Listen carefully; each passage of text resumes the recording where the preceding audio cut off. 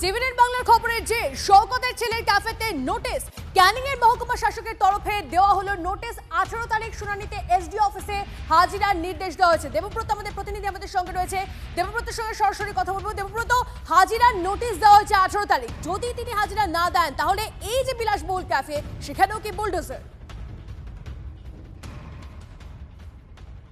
হ্যাঁ, দেখো একদমই ঠিক।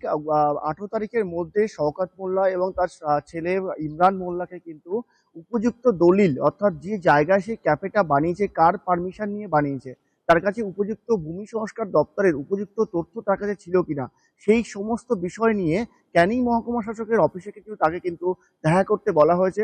এবং ওই দিন যদি উপযুক্ত তথ্য এবং ভূমি সংক্রান্ত কোনো নথি যদি না দেখাতে পারেন, তাহলে কিন্তু সেখানে চলবে বুলডোজার। স্পষ্টই জানিয়েছে কিন্তু ক্যানিং মহকুমা শাসক। এবং ক্যানিং মহকুমা শাসক এটাও জানিয়েছে ইল্লিগাল ভাবে কিভাবে তিনি ওই মাতলা নদীর চর দখল করে সেখানে এত বিলাসবহুল বিশাল ক্যাফে তৈরি করলো, কার পারমিশন নিয়ে তৈরি করলো, সে বিষয়টা কিন্তু খতিয়ে দেখছে ক্যানিং মহকুমা শাসক।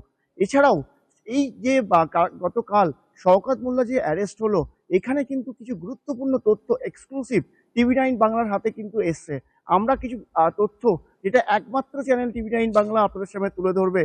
যেমন শওকত মোল্লা হঠাৎ করে কালকে কোথা থেকে এলো? এই লাস্ট 3 দিন ধরে শওকত মোল্লাকে তো এনআইএ তন্ন তন্ন করে সুন্দরবনের চুনোখালী থেকে শুরু করে ক্যানিং থেকে শুরু করে ভাঙড় সব জায়গায় তল্লাশি করছিল। আমাদের কাছে যে সূত্রের খবর, শওকত মোল্লা কিন্তু আর কোথাও ছিল না। শওকত মোল্লা ছিল তার যে ভাঙড়, অর্থাৎ শওকত মোল্লা ক্যানিং টু তার বাড়ি থেকে কয়েক কিলোমিটারের মধ্যে, তার বাড়ি থেকে কয়েক কিলোমিটারের মধ্যে একটা গোপন জায়গায় শওকত মোল্লা কিন্তু লুকিয়েছিল। বেশ। যদি